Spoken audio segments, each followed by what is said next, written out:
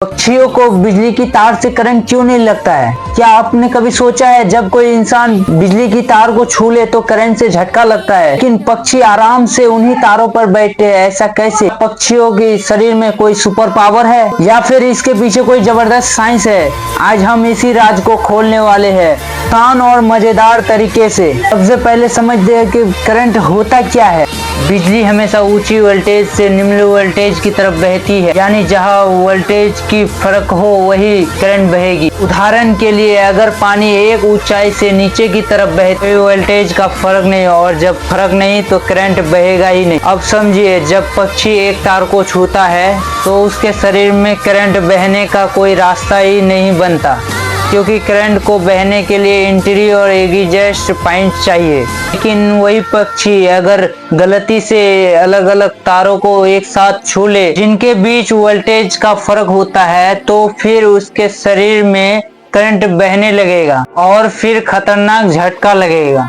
अब बात करते हैं इंसानों की। अगर कोई इंसान बिजली की तार को छू ले तो उसका शरीर का दूसरा हिस्सा जमीन को छूता है। जमीन का वोल्टेज 0 वोल्ट होता है और तार का वोल्ट बहुत ज्यादा होता है, जैसे कि 11,000 वोल्ट या उससे भी अधिक। तो बड़ा वोल्टेज करंट को बहने का रास्ता देता है और यही करंट शरीर से अंदर से गुजरता है, जिससे करंट लगता है।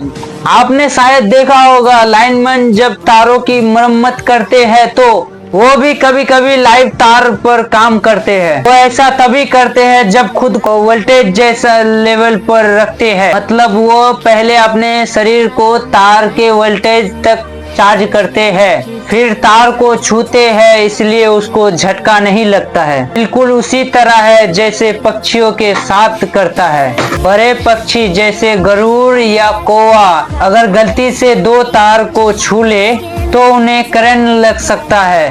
तारों के ऊपर प्लास्टिक की कवरिंग होती है, वह सिर्फ इंसुलेंस नहीं बल्कि सुरक्षा कवच है। बिजली के खंभों पर लगे इंसुलेटर इसी वजह से होते हैं, करंट जमीन की तरफ ना जाए। तो अगली बार जब कोई पक्षी बिजली के तार पर बैठेगा तो आप समझ जाइएगा कि डर के बिना पक्षी क्यों बैठा है, क्योंकि उसका पूरा शरीर एक ही वोल्टेज पर है। स्क्रीन कभी बोर नहीं होती है, बस उसे मजेदार अंदाज से समझना होता है। अगर आपको ये वीडियो अच्छा लगा तो लाइक करो, शेयर करो और सब्सक्राइब करना मत भूलो।